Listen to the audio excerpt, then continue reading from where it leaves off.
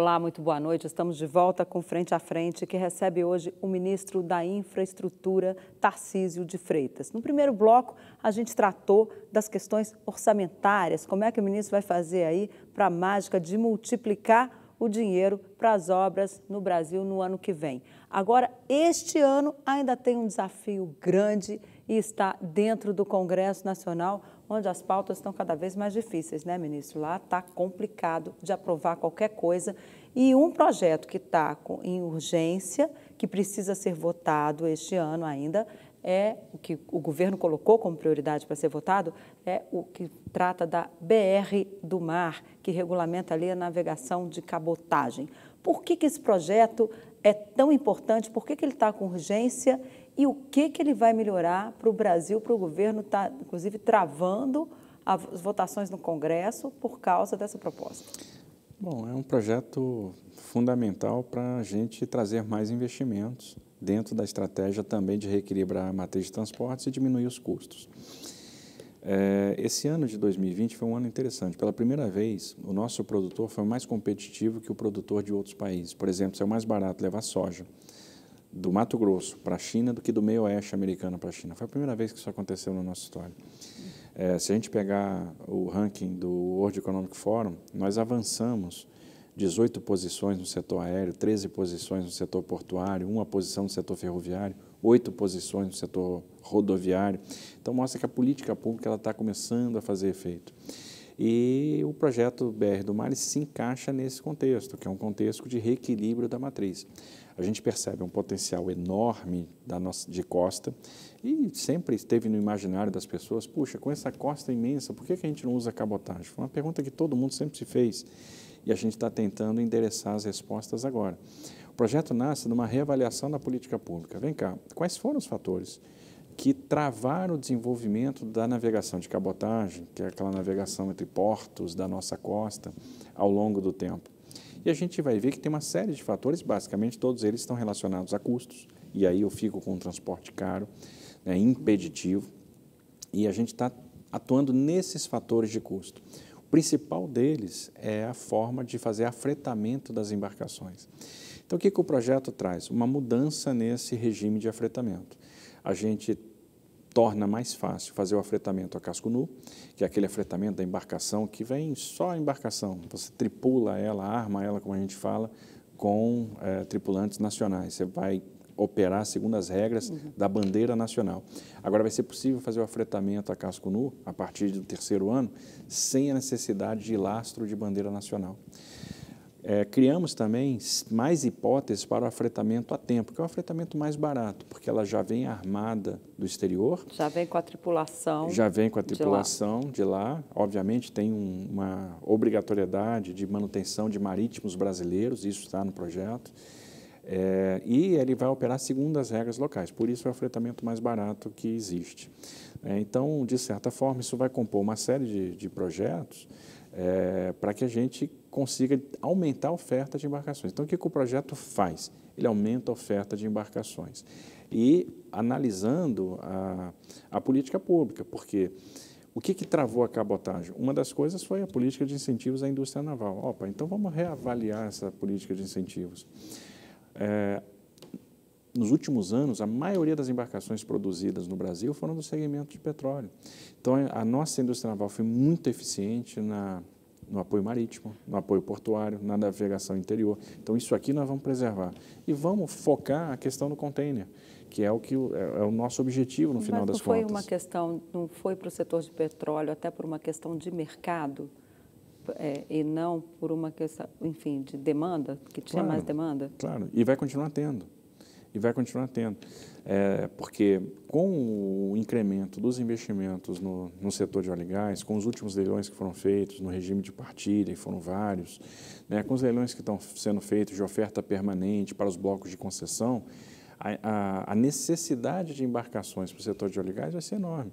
E o projeto ainda prevê uma revocação dos estaleiros brasileiros. ao permitir que o recurso do Fundo da Marinha Mercante seja utilizado, inclusive por empresas estrangeiras, para fazer a manutenção, a docagem, o desmantelamento em estaleiros nacionais. Então, no final das contas, o projeto tem uma série de sinergias positivas, vai mexer com vários setores, mas, sobretudo, aumenta a oferta de embarcações e diminui o custo logístico por esse aumento de oferta. Então, o que a gente deverá perceber é a diminuição do frete. Agora, muitos especialistas aí dizem que, olha, nos Estados Unidos só pode ter navegação de cabotagem, tem que ser tudo nacional, o navio tem que ser produzido nos Estados Unidos. A tripulação tem que ser uma tripulação americana, não pode ser de outro país. E aqui a gente está abrindo, tem gente que tem muita dúvida aí em relação a esse projeto. Alguns especialistas têm colocado essas preocupações, né, de abrir, inclusive permitir que o Fundo de Marinha Mercante financie navios estrangeiros. Como é que fica isso, ministro? Como é que não prejudica aí um pouco também? Não, é o que a gente fala, a gente tem que reavaliar a política. No final das contas, esse é um dos fatores que travou o desenvolvimento da cabotagem no Brasil. A cabotagem podia ser muito mais importante. Então, vamos abrir. Agora, abrir com responsabilidade. Observe que a gente não abriu mão completamente, e várias propostas surgiram nesse sentido, e é natural que num projeto desse tenha um conflito. Por um lado, a indústria querendo manter o rol de incentivos que teve ao longo da história, manter o mercado fechado. Por outro, o setor produtivo que quer a liberação geral. Libera tudo, abre tudo, porque a gente precisa de mais concorrência e custo barato. O que nós fizemos? O meio termo. Nós temos uma abertura gradativa, responsável, ou seja, em algumas modalidades de afrentamento, a gente mantém a necessidade de lastro de embarcações nacionais. Por quê? Ou seja, para pegar o navio lá, afretar um navio estrangeiro, tem que ter embarcação brasileira? Em algumas situações, sim. Por exemplo, no caso dos afretamentos a casco nu, nos 2 primeiros anos. E no caso dos afretamentos a tempo, em algumas hipóteses, nós vamos ter a necessidade de ter o lastro de bandeira nacional. Por que isso? Porque justamente a ideia é blindar o mercado nacional das flutuações de preço de frete marítimo no exterior.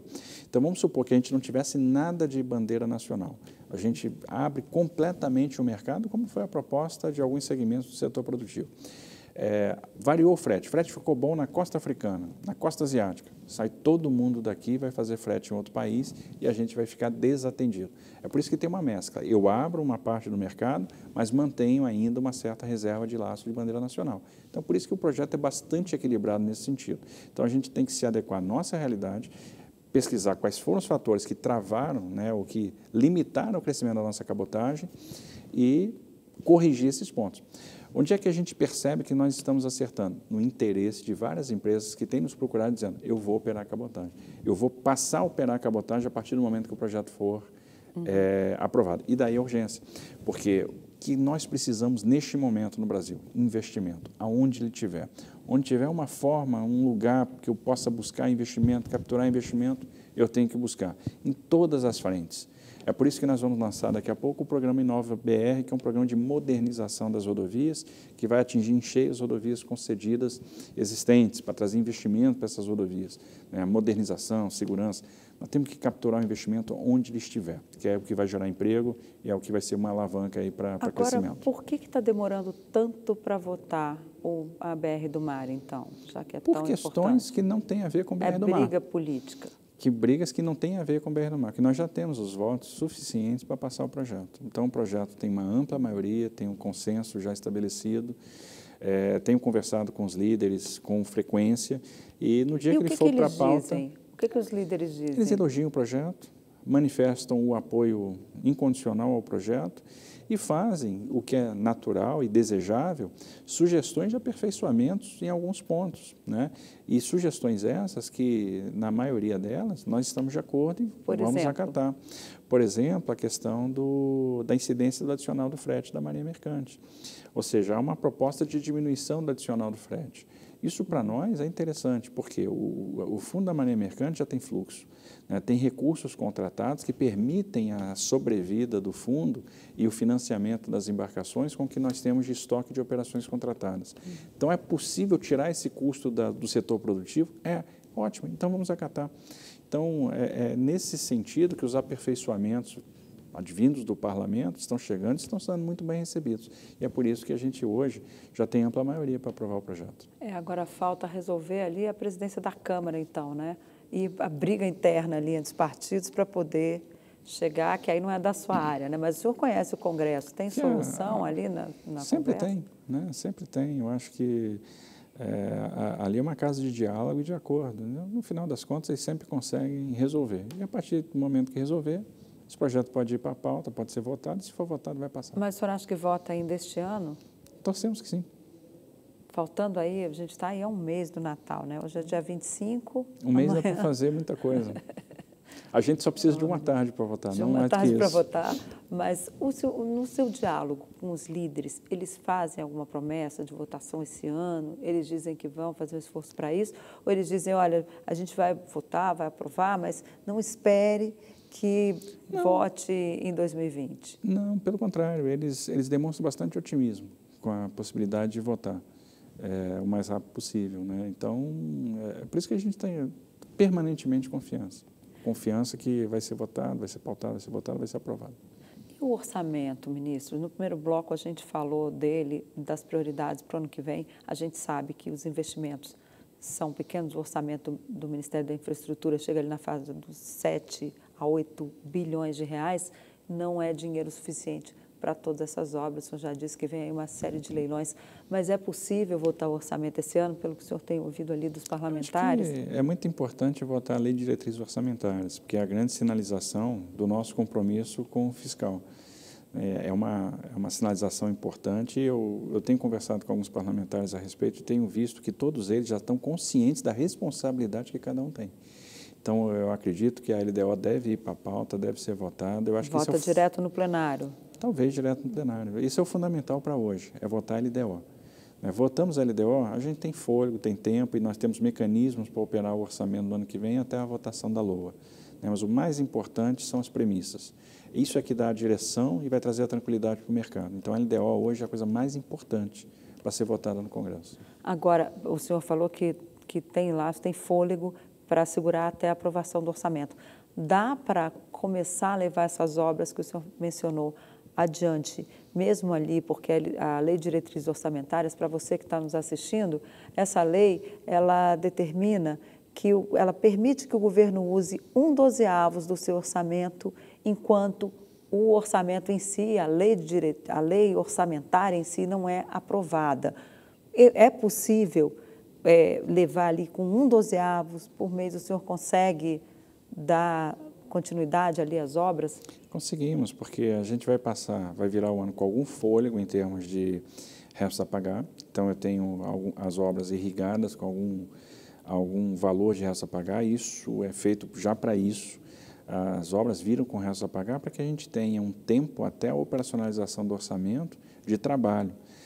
Então, isso é fundamental. E a questão da possibilidade de trabalhar nos duodécimos também é suficiente para que a gente possa, com tranquilidade, votar a LOA, e ter esse orçamento disponibilizado. E, portanto, o desafio mais importante no momento é votar a LDO. Na sua área, as emendas dos parlamentares, elas ajudam ou atrapalham? Porque, em alguns casos, a gente sabe que as emendas hoje são obrigatórias, tá? O governo precisa liberar a emenda, precisa executar o que os parlamentares pedem. Agora, na sua área, porque isso acaba que, às vezes, pulveriza tanto que fica impossível terminar uma obra ou outra. Como é que o senhor está lidando com isso? Olha, a gente tem conversado muito com as bancadas. O DENIT fez reunião, por exemplo, com todas as bancadas federais. Eu me reuni pessoalmente com todos os coordenadores de bancada. E a ideia é justamente trazer essa consciência. Então, a gente consegue, por exemplo, calibrar, ajustar o foco. Vou dar um exemplo do Espírito Santo. A gente elegeu as obras mais importantes do Estado. Os parlamentares já sabem que tem que botar uma carga grande no contorno do Mestre Álvaro, que é o contorno da 101 no município da Serra. Talvez uma das obras mais importantes do Estado, do ponto de vista da mobilidade, do ponto de vista da segurança do usuário, do ponto de vista da logística. Então, é uma obra que vai contar com recurso de emenda, e isso para nós é muito bom. A outra obra que deve contar com recurso de emenda o acesso ao Porto de Capoaba.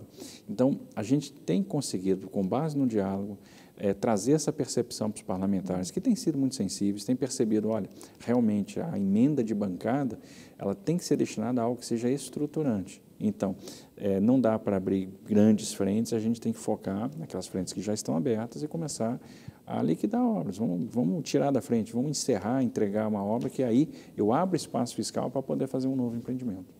Ok, ministro, nós vamos para o nosso último intervalo, mas eu convido você ainda a continuar por aqui, porque ainda tem muita notícia aqui no Frente a Frente.